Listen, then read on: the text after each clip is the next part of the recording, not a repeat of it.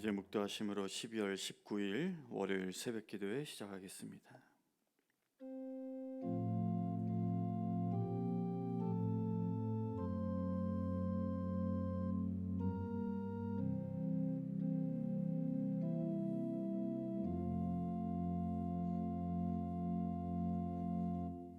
참 좋으신 하나님 감사합니다. 허락하신 새로운 한 주를 은혜로 받고 믿음으로 시작합니다. 이 한 주간도 주님과 친밀하게 동행하며 우리의 가정과 일터와 교회에서 또 우리가 만나는 모든 자들에게 그리스도의 향기를 전하며 살아가는 우리들 되도록 주님 도와주시옵소서. 계속해서 대강절을 지내고 있습니다. 넷째 주간을 맞이하며 성탄의 기쁨이 더욱더 넘치게 하여 주시고 다시 오실 주님을 간절히 사모하는 그 마음 역시 더욱 커지도록 은혜를 더하여 주시옵소서. 오늘도 주신 말씀 겸손히 받기 원합니다. 나에게 적용하게 하시고 주신 말씀을 살아내고자 몸부림치는 우리 모두가 될 수 있도록 주님 인도하여 주시옵소서. 감사하며 예수님의 이름으로 기도합니다. 아멘. 다 같이 찬송가 438장 찬송하겠습니다.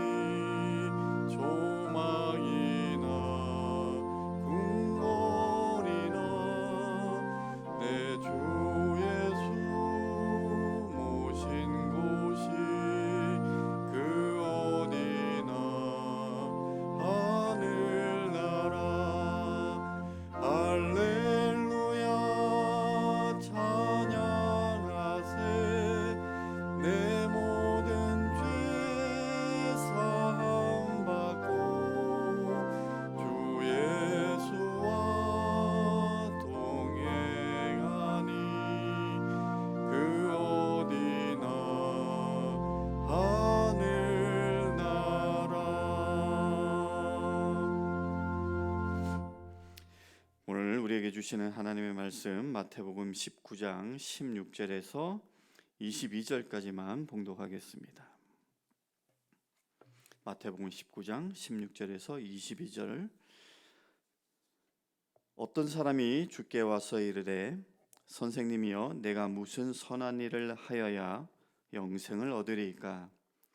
예수께서 이르시되 어찌하여 선한 일을 내게 묻느냐? 선한 이는 오직 한 분이시니라. 내가 생명에 들어가려면 계명들을 지키라. 이르되 어느 계명이오니까? 예수께서 이르시되 살인하지 말라, 간음하지 말라, 도둑질하지 말라, 거짓 증언하지 말라, 내 부모를 공경하라, 내 이웃을 내 자신과 같이 사랑하라 하신 것이니라. 그 청년이 이르되 이 모든 것을 내가 지켰사온데 아직도 무엇이 부족하니이까? 예수께서 이르시되 내가 온전하고자 할진대 가서 내 소유를 팔아 가난한 자들에게 주라. 그리하면 하늘에서 보화가 내게 있으리라. 그리고 와서 나를 따르라 하시니 그 청년이 재물이 많으므로 이 말씀을 듣고 근심하며 가니라. 하나님의 말씀입니다. 어떤 부자 청년이 예수님을 찾아와서 자신이 무엇을 행하여야 영원한 생명을 얻을 수 있을지를 물었습니다. 이 말씀은 마가복음과 누가복음에도 기록이 되어 있는데요. 특별히 누가복음은 이 청년을 관리 또는 관원으로 소개하고 있습니다. 이것은 그가 유대인의 지도자급 사람으로 회당장 아니면 산헤드린 공회원 또는 지방 관리였음을 의미하는 것인데요. 어쨌든 그는 젊으면서도 또 이미 돈도 많고 게다가 사회적 또는 종교적인 지위까지도 제법 높은, 어쩌면 처음부터 금수저 아니면 다이아 수저 출신이었는지는 알 수 없지만 어쨌든 소위 잘 나가는 출세한 사람이었던 것 같습니다. 요즘으로 치면은 누구를 떠올릴 수 있을까 생각을 해봤는데 왜 그런지는 모르겠지만 문득 그 요즘 한국의 법무부 장관 한동훈 씨 같은 사람이면 이와 같지 않을까라는 생각이 들기도 했습니다. 아무튼 그렇게 부족할 것이 거의 없어 보이는 부자 청년이 예수님께 나와서 신앙의 핵심을 물었습니다. 선생님, 내가 무슨 선한 일을 하여야 영생을 얻으리까?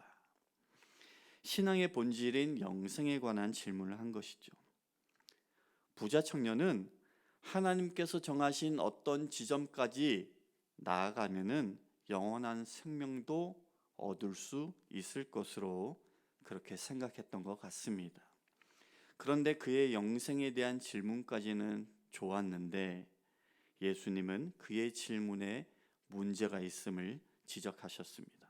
17절에 보면 예수께서 이르시되 어찌하여 선한 일을 내게 묻느냐? 선한 이는 오직 한 분이시니라. 그러면서 이런 말씀을 주셨습니다.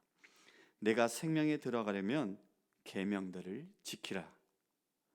그 계명은 보셔서 아시겠지만 살인하지 말라, 간음하지 말라, 도둑질하지 말라, 거짓 증언하지 말라, 내 부모를 공경하라, 그리고 내 이웃을 내 자신과 같이 사랑하라.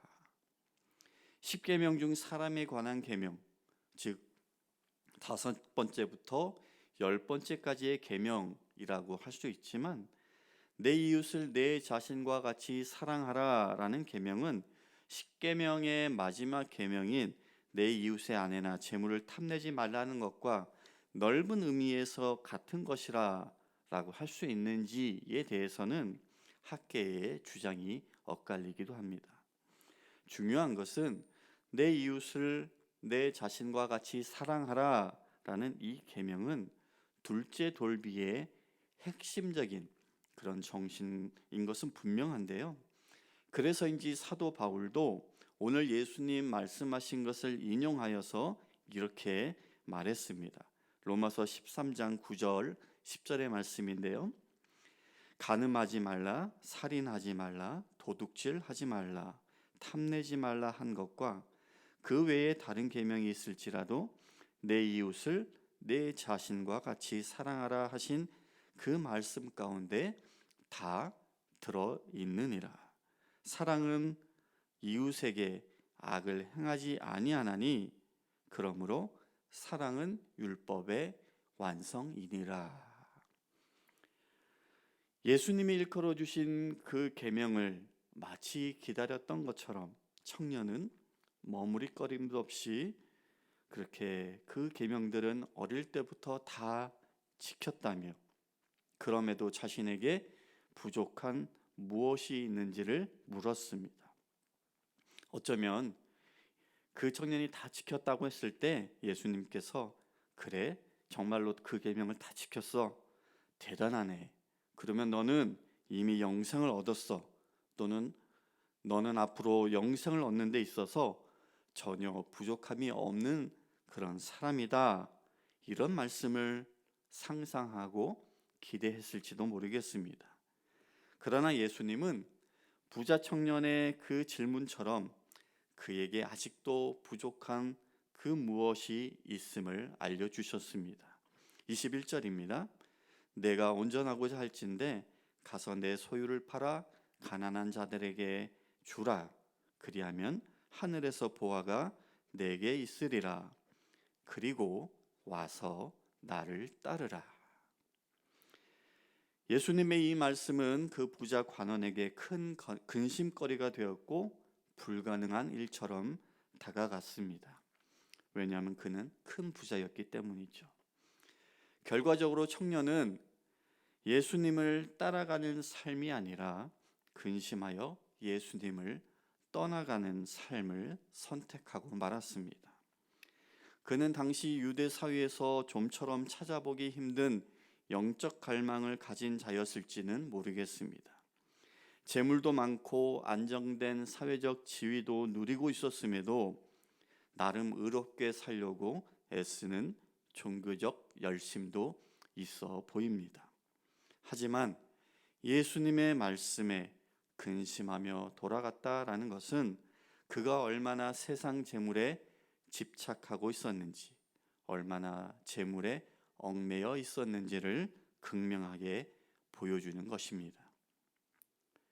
또한 자기 입으로 내 이웃을 내 자신과 같이 사랑하라라는 그 계명을 지켰다라고 했지만 소유를 팔아 가난한 자들에게 주라라는 그 말씀에 근심하고 돌아갔다라는 것은 그의 고백이 온전한 것이 아니었음을 보여준다 하겠습니다.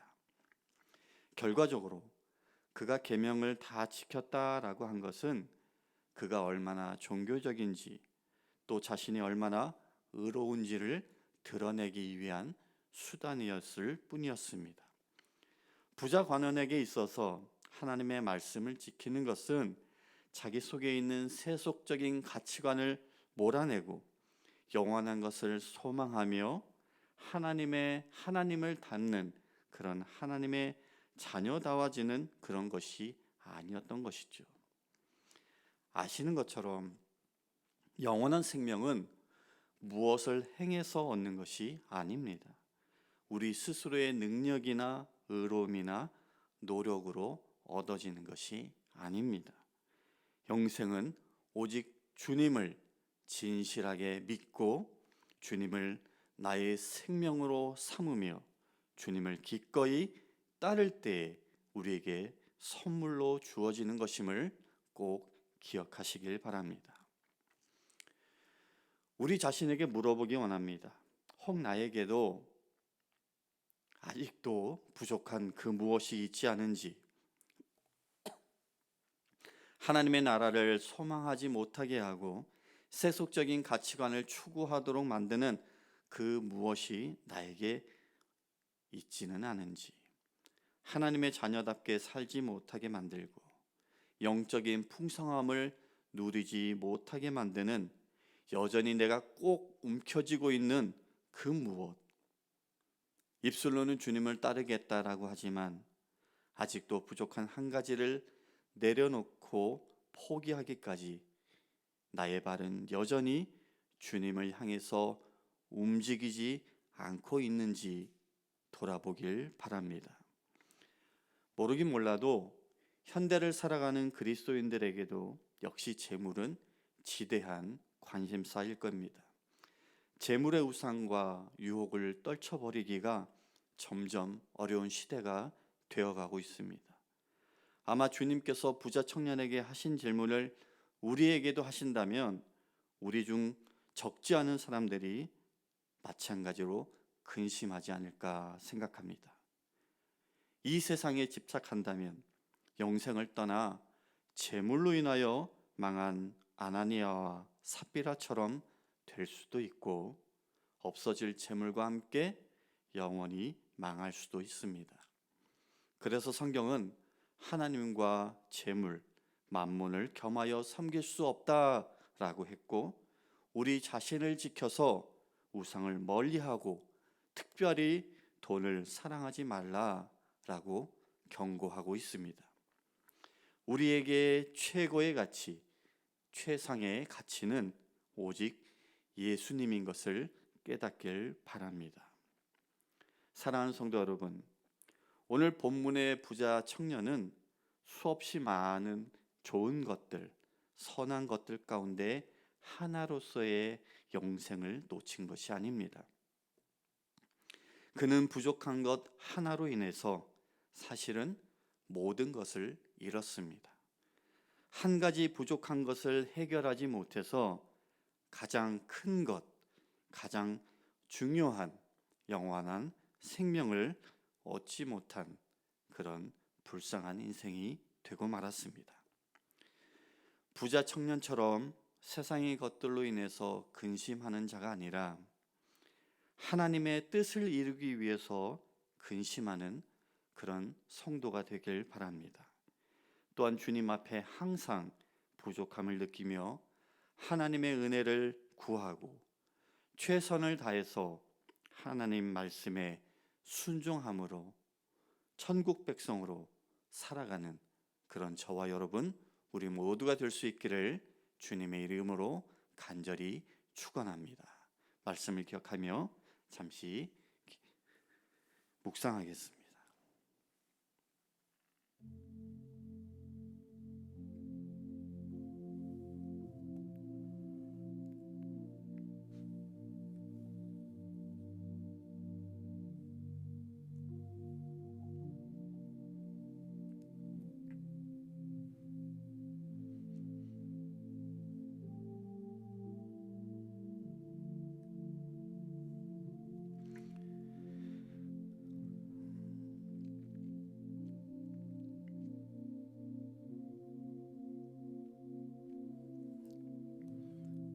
사랑의 하나님, 부자 청년이 해결하지 못한 아직도 부족한 그 무엇을 우리 자신에게도 적용하길 원합니다.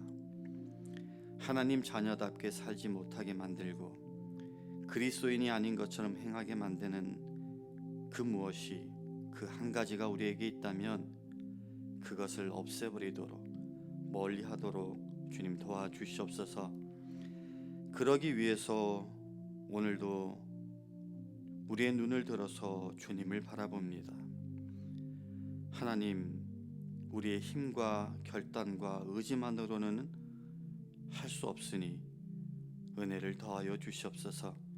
행할 수 있는 믿음을 주시옵소서. 무엇보다 이 땅에서 살아가며 늘 우리를 흔들고 유혹하는 세상 재물에 나의 생명을 두는 그런 어리석음에 빠지지 않게 붙들어 주시고 오직 예수 그리스도께 나의 생명을 맡기는 믿음을 허락하여 주시옵소서.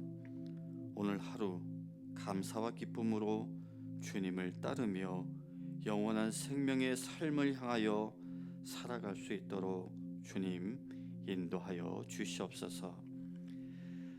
이제는 우리 주 예수 그리스도의 은혜와 하나님 아버지의 크신 사랑과 성령님의 감화감동 교통 역사하심이 오늘도 말씀을 붙들고 말씀 가운데 거하기로 결단하며 나아가는 모든 성도님들 머리머리 위에 지금부터 영원까지 함께 하시기를 간절히 축원하옵나이다. 아멘.